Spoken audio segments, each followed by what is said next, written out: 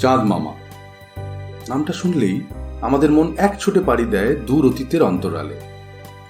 এক ঝটকায় মনে পড়ে যায় কিশোর বয়সের কথা। প্রতি মাসে আমরা অধীর আগ্রহে অপেক্ষা করতাম চাঁদ মামার জন্য। হাতে পাওয়ার সঙ্গে সঙ্গে গোগ্রাসে পড়ে ফেলতাম প্রতিটা গল্প, প্রতিটা রঙিন পাতা, আর কল্পনার জগতে পাড়ি দিতাম সেই সব গল্পগুলোর মধ্যে দিয়ে। খুব সম্প্রতি হাতে যখন কিছু চাঁদ মামা এসে ঠেকলো, তখন মনে মনে খুব রোমাঞ্চিত হয়েছিল। কয়েকটি গল্প পড়ে তো শটান পৌঁছে গেছিলাম তোমাদের বয়সে। এখন চাঁদ মামার প্রকাশনা বন্ধ। হঠাৎ একটা কথা মাথায় আসতেই মনটা আনন্দে ভরে গেল। তোমরা কিশোররা প্রায় সকলেই চাঁদ মামার গল্প পড়োনি বোধহয়। তখনই ঠিক করলাম এই চ্যানেলের মাধ্যমে সপ্তাহে অন্তত একটা কি দুটো করে গল্প তোমাদের শোনাব। যেমন ভাবা তেমন কাজ। লেগে পড়লাম সেই উদ্দেশ্যে। আজ তার শুভারম্ভ। চাঁদ মামার সবচেয়ে আকর্ষণ ছিল বেতাল কথা। আজ তারই একটা গল্প দিয়ে যাত্রা শুরু করবো বলে ঠিক করেছি। এও ঠিক করেছি প্রতি শুক্রবার থাকবে একটি করে নতুন বেতাল কথা। যেহেতু আজ প্রথম দিন, চাঁদ মামা সম্বন্ধে কিছু জানা অজানা তথ্য তোমাদের সামনে তুলে ধরি। চাঁদ মামা প্রথম প্রকাশিত হয় 1947 সালের জুলাই মাসে, স্বাধীনতারও এক মাস আগে, তামিল এবং তেলুগু ভাষাতে। তার নাম ছিল আম্বুলি মামা। এই পত্রিকার প্রাণপুরুষ ছিলেন বি নেগি রেড্ডি, কিন্তু নেগি রেড্ডির বন্ধু চক্রপাণী ছিল এই পত্রিকার যাবতীয় শক্তি। এই পত্রিকাটি প্রকাশিত হতো অধুনা চেন্নাই থেকে। 47-এর পরে ধীরে ধীরে আরো নানা ভাষায় নানা নামে এই পত্রিকার প্রকাশনা শুরু হতে থাকে। যেমন 1947-এ কানাডা ও হিন্দি ভাষায় প্রকাশিত হয়। 1952-তে মারাঠি ও মালায়ালাম ভাষায় প্রকাশিত পত্রিকার নাম ছিল যথাক্রমে চান্দোবা ও আম্বিলি আমাভান। তারপর গুজরাটি, ইংরাজি, উড়িয়া, সিন্ধি হয়ে 1972 সালে বাংলায় প্রকাশিত হয় চাঁদ মামা নাম নিয়ে। পরে আরো বিভিন্ন ভাষাতেও এই পত্রিকা প্রকাশিত হয়েছিল। সেই সময় চাঁদ মামার চাহিদা ছিল চোখে পড়ার মতো। 1998 সালে কিছু আইনি জটিলতার জন্য এই পত্রিকার প্রকাশনা বন্ধ থাকে বটে, কিন্তু পরের বছরই আবার তা চালু হয়ে যায়। ইংরাজি সহ মোট 13টি ভারতীয় ভাষায় এই পত্রিকা প্রকাশিত হতো। এর থেকে তোমরা বুঝতে পারছো পত্রিকাটির উৎকর্ষতা। 2007 সালে চাঁদ মামার মালিকানা হস্তান্তর হয়। মুম্বাই স্থিত জিওডেসিক ইনফরমেশন সিস্টেমস চাঁদ মামাকে কিনে নেয়, কিন্তু সেই কোম্পানিরও আজ সেরকম অস্তিত্ব পাওয়া যায় না। ইন্টারনেট থেকে জানতে পারি জুলাই 2016-তে এই ম্যাগাজিন সম্বন্ধে আর বিশেষ কিছু জানা যায় না। দেশে ছাড়াও এই পত্রিকা পাড়ি দিয়েছিল বিদেশে। America, Canada, England, Germany, Australia ইত্যাদি দেশ থেকে প্রবাসী ভারতীয়রা যে যার ভাষায় চাঁদ মামার ছিল নিয়মিত গ্রাহক। চাঁদ মামার প্রেমিকরা 2017 আগস্ট মাসে এর সংরক্ষণের কাজ শুরু করে বলে শোনা যায়। যাই হোক, একসময় চাঁদ মামা তার সাফল্যের শিখরে পৌঁছেছিল। কত অজানা লেখকের কি সব অসাধারণ গল্প। চেষ্টা করব হাতে যে কটা পেয়েছি তার থেকে তোমাদের বেশ কিছু গল্প শোনাতে। তোমাদের ভালো লাগলে তবেই আমাদের প্রচেষ্টা সফল হবে। চলো এবার চাঁদ মামার দেশে চটপট ঢুকে পড়ি। আজ যে গল্পটা বেঁচেছি সেটা প্রকাশিত হয়েছিল 1985 সালের ফেব্রুয়ারি মাসে। আজকের বেতাল কথার গল্পের নাম ডাকাত। প্রতিজ্ঞাবদ্ধ বিক্রমাদিত্য গাছের কাছে ফিরে গিয়ে গাছ থেকে সব নামিয়ে কাঁধে ফেলে যথারীতি নীরবে শ্মশানের দিকে হাঁটতে শুরু করলেন। তবে সবেস্থিত বেতাল বলল, রাজা, মানুষ সবসময় চেষ্টা করে কর্মস্থলে উন্নতি করতে, নিজের রোজগার বাড়াতে। এক কথায় বলতে গেলে নিজের উন্নতির জন্য প্রত্যেকে চেষ্টা করে। এই যে মাঝরাতে তুমি যে পরিশ্রম করছো তা যে নিজের উন্নতির জন্য নয়, এ কথা ভাবতে বড় কষ্ট হয়। কোনো কোনো দেশের রাজা নিজের ইচ্ছে মতো কাজ করে থাকে। ওই কাজের ফলে প্রজাদের উপকার হতে পারে, অপকারও হতে পারে। তুমি ওই রাজাদের মতো একজন হতে পারো। এই প্রসঙ্গে আমি উগ্রশীল নামে এক ডাকাতের কাহিনী বলছি। এই কাহিনী শুনতে শুনতে হাঁটলে পথ চলার পরিশ্রম লাঘব হবে। এই কথা বলে বেতাল কাহিনী শুরু করল। মণিকর্ণিকা নামে এক দেশ ছিল। সেই দেশের রাজা ছিল সত্যেন্দ্র। সেই দেশের গভীর অরণ্যে উগ্রশীল নামে এক ডাকাত সদল বলে ছিল। ওরা যে কোনো সময় যে কোনো গ্রামে হানা দিয়ে লুণ্ঠন করে অনেক ধনসম্পত্তি আনত। ওরা থাকতো পাহাড়ের গুহায়। ওরা যখন ডাকাতি করতে বেরোতো তখন মুখোশ পড়ে যেত। ওদের নেতা যে উগ্রশীল সেটা অনেকে জানতো, কিন্তু উগ্রশীল দেখতে যে কেমন সেটা কেউ জানতো না। লোকে তাকে নিশ্চয়ই দেখেছে, কিন্তু সে যে উগ্রশীল তা বুঝতে পারেনি। উগ্রশীলের বউ চাইতো না যে তার স্বামী ডাকাতি করুক। সে মনে প্রাণে এসব অপছন্দ করত। সে প্রায়ই বলতো, এইভাবে জীবনযাপন না করে আমরা যদি ৮-৪ জন সাধারণ মানুষের মতো প্রকাশ্য জায়গায় থাকতে পারতাম তাহলে বেশ হতো। এ কথা শুনে উগ্রশীল হাসি মুখে বলতো, তোমার ইচ্ছা এই জীবনে বোধহয় পূরণ করতে পারবো না। উগ্রশীলের বিয়ের ২৫ বছর পরে একটা ছেলে হলো। এই ছেলে হওয়ার পর তার জীবনে পরিবর্তন দেখা দিল। ছেলে যত বড় হতে লাগলো, যত বেশি করে হাত পা নেড়ে বাবা বলে ডাকতে লাগলো, তত বেশি করে উগ্রশীলের মনে স্নেহ, প্রীতি, ভালোবাসা বাড়তে লাগলো। ২-১ বছর পরে তার মন ছেলে অন্ত প্রাণ হয়ে উঠল। উগ্রশীল সদর বলে যখন ডাকাতি করতে বেরোতো তখন তার ফিরতে ৪-৫ দিন সময় লেগে যেত। সেই ৪-৫ দিন তার মধ্যে এমন একটা ভাব পরিলক্ষিত হতো যা আগে কখনো দেখা যেত না। আগে সে যখন ডাকাতি করতে বেরোতো তখন তার মধ্যে এমন এক উগ্র মেজাজ পরিলক্ষিত হতো যা দেখে প্রত্যেকে তার নির্দেশ পালনের জন্য এক পায়ে দাঁড়িয়ে থাকত। সাধারণত ডাকাতি করতে কোথাও বেরোলে অন্য কোনো বিষয় ভাবা উচিত নয়। বিশেষ করে বাড়ির কথা মনে পড়লে মন আরো দমে যায়। মন দমে গেলে ডাকাতির মতো শক্ত কাজ করা যায় না। একবার বাড়ির চিন্তা মনে স্থান পেলে অন্য কোনো চিন্তা মনে স্থান নিতে পারে না। বাড়ির কথা মনে গেঁথে কেউ খুন করতে পারে না। প্রত্যেক ডাকাতকে খুন করার জন্য প্রস্তুত থাকতে হয়। বিশেষ করে ডাকাতদের সর্দারকে তো বটেই। তাদের মন শক্ত না থাকলে গোটা দলের মন শক্ত থাকতে পারে না। দলের লোক নিজেদের মধ্যে এই ধরনের কথা বলা বলি করে। ৪-৫ দিন পরে ফিরে আসার সঙ্গে সঙ্গে উগ্রশীল ছেলেটাকে নিয়ে এমনভাবে খেলতো যা দেখে সঙ্গীরা রীতিমতো অবাক হয়ে যেত। বউ ছেলের প্রতি এই গভীর টান লক্ষ্য করে মনে হচ্ছে আমরা বেশি দিন আর ডাকাতি করতে পারবো না। কিছুদিনের মধ্যেই প্রহরীদের হাতে ধরা পড়ব। উগ্রসেনের সঙ্গীরা নিজেদের মধ্যে এই ধরনের কথা বলে একদিন উগ্রশীলকে বলল, বড় ছেলে শুধু তোমার নেই সর্দার, আমাদেরও আছে, কিন্তু ডাকাতদের মনে বউ এবং সন্তানের প্রতি এত বেশি টান থাকা উচিত নয়। এর ফলে যে কোনো দিন আমরা বিপদে পড়তে পারি। উগ্রশীল ওদের কথায় কান দিল না।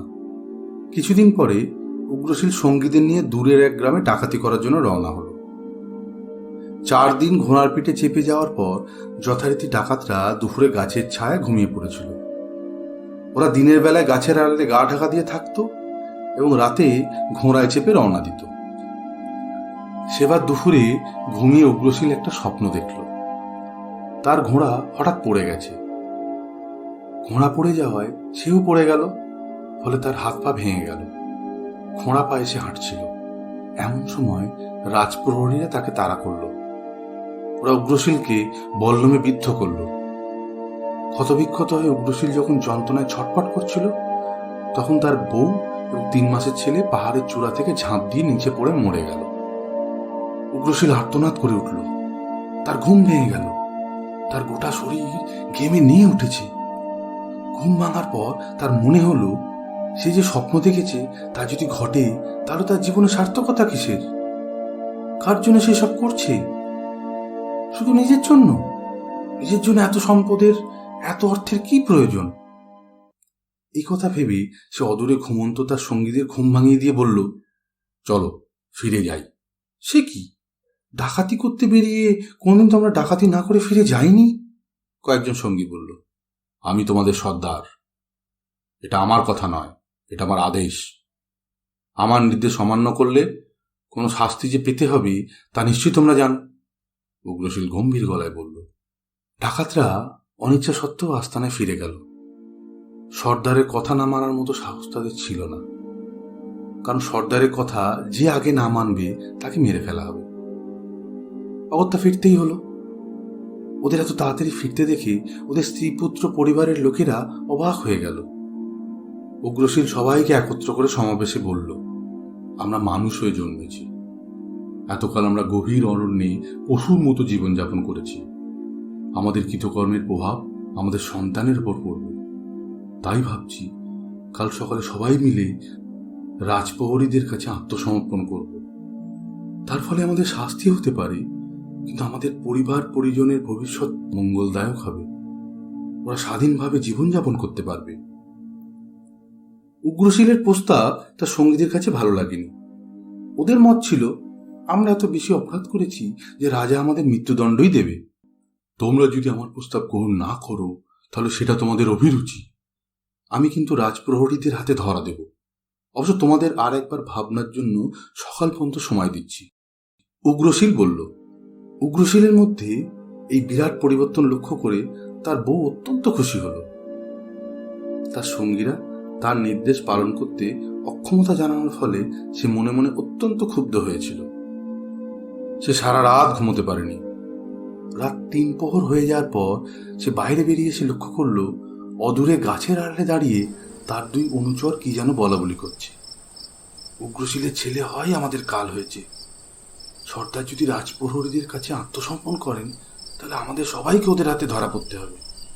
তাই এই মুহূর্তে আমাদের কর্তব্য হলো উগ্রশীলকে সপরিবারে মেরে ফেলা।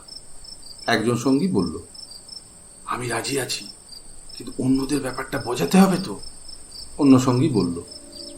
সঙ্গীদের কথাবার্তা শুনে উগ্রশীল বুঝতে পারল তার এবং তার স্ত্রী পুত্রের জীবন বিপন্ন।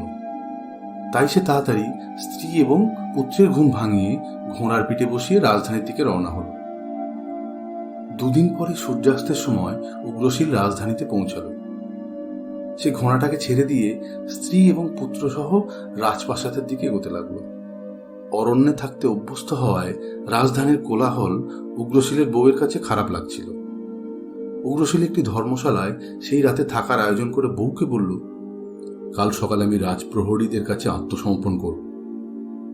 উগ্রশীলের বউ এই কথা শুনে বলল, তুমি আমাদের রাজধানী জনসমুদ্রে ছেড়ে চলে গেলে আমরা বাঁচব কি করে?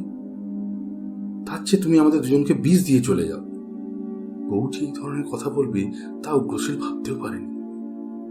সঙ্গে যে টাকা পয়সা এনেছে তা দিয়ে ব্যবসা করে তাহলে তার সংসার ভালোভাবেই চলে যায়, কিন্তু রাজধানীতে নিজের আসল পরিচয় গোপন করে বেশি দিন যে থাকা যাবে না তাও সে অনুধাবন করল। আত্মসমর্পণ না করে আত্মগোপন করে থাকলে যেদিন প্রহরীদের হাতে ধরা পড়বে সেদিন আরো কঠিন শাস্তি পেতে হবে তাকে। তাই সে ঠিক করল সোজা রাজার কাছে গিয়ে আত্মসমর্পণ করবে। এই কথা ভেবে উগ্রশীল একদিন রাতে স্ত্রী ও পুত্রকে ঘুমন্ত অবস্থায় রেখে গোপনে রাজার সাথে দেখা করতে গেল।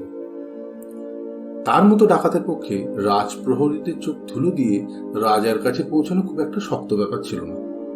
কিন্তু রাজা শোবার ঘরে ঢুকেই তার পা পড়ল মেঝেতে ছড়িয়ে থাকা একটি ফলের উপর। তৎক্ষণাৎ তার পা হড়কে গেল। শব্দ পেয়ে রাজপ্রহরীরা উগ্রশীলকে ধরে ফেলল। রাজার ঘুম ভেঙে গেল। উগ্রশীল বলল, আমি চোর নই। এই কথা শুনে রাজা সত্যেন্দ্র বলল, ওর কাছে যদি অস্ত্র থাকে কেড়ে নাও। প্রহরীরা উগ্রশীলের কাছ থেকে কোনো অস্ত্র পেল না। তখন রাজা ওদের বলল, ওকে এখানে ছেড়ে তোমরা চলে যাও। ওদের চলে যাওয়ার পর রাজা উগ্রশীলকে বলল, কি করতে এসেছো এখানে?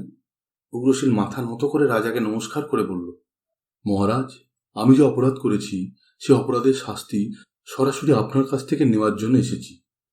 রাজপ্রহরীদের কাছে আত্মসমর্পণ করলে ওরা প্রকাশ্যে আমার বিচার করত। তার ফলে আমার স্ত্রী এবং পুত্রের ভবিষ্যৎ জীবন বিষময় হয়ে উঠত। বলে উগ্রশীল সমস্ত কাহিনী রাজাকে বলল।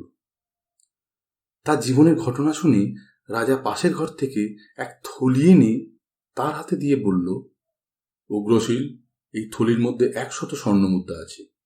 আগামী বছর ঠিক এই সময় তুমি আমাকে 200টি স্বর্ণমুদ্রা দেবে, কিন্তু সেটা দিতে হবে তোমার কষ্টার্জিত অর্থে কেনা সোনার মুদ্রা থেকে।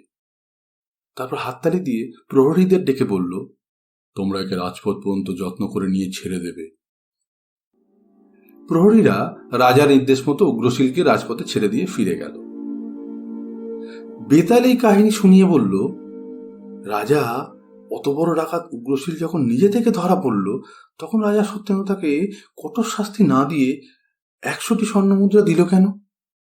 উগ্রশীল একা রাজার কাছে আত্মসমর্পণ করলেও তার দলে তো লোক রয়ে গেল। রাজা সত্যেন্দ্র যা করল তা বিচারকের মতো করেনি। জবাব জানা সত্ত্বেও তুমি যদি তোমার প্রশ্নের জবাব না দাও, তাহলে তোমার মাথা ফেটে চৌচির হয়ে যাবে। এই প্রশ্নের জবাবে রাজা বিক্রমাদিত্য বললেন, উগ্রশীলকে কারাগারে পুরে শাস্তি না দিয়ে রাজা সত্যেন্দ্র যথেষ্ট দূরদর্শিতা এবং বিজ্ঞতা পরিচয় দিয়েছেন। শাস্তির একমাত্র উদ্দেশ্য দোষীকে তার অপরাধ সম্বন্ধে সচেতন করে তোলা। উগ্রশীল রাজধানীতে এসেছিল রাজার কাছে আত্মসমর্পণ করার জন্য। তার কাছ থেকে সমস্ত কাহিনী শুনে রাজা তাকে শাস্তি না দিয়ে ক্ষমা তো করলেনই, উপরন্তু তাকে 100টি সোনার মুদ্রা উপহার দিলেন। এই দৃষ্টান্ত স্থাপনের ফলে উগ্রশীলের সঙ্গীরা একদিন না একদিন রাজার এই ব্যবহারের কথা অবশ্যই জানতে পারবে, শুনে তাদের পরিবর্তন আসতে পারে। এই পরিবর্তনের ফলে রাজার কাছে আত্মসমর্পণ করতে পারে। তাই রাজা সত্যেন্দ্র যা করলেন তাতে বিচক্ষণতার পরিচয় পাওয়া যায়। রাজার মুখ খোলার সঙ্গে সঙ্গে সেই সব হাসতে হাসতে ফিরে গেল সেই পুরনো গাছে। আজকের গল্প এখানেই শেষ। এখানে শুধু একটা কথা বলে রাখি, বেতাল কাহিনী বা বেতাল কথা আমাদের যে বেতাল পঞ্চবিংশতি আছে তার সঙ্গে মেলে না। এগুলো সবই কল্পিত।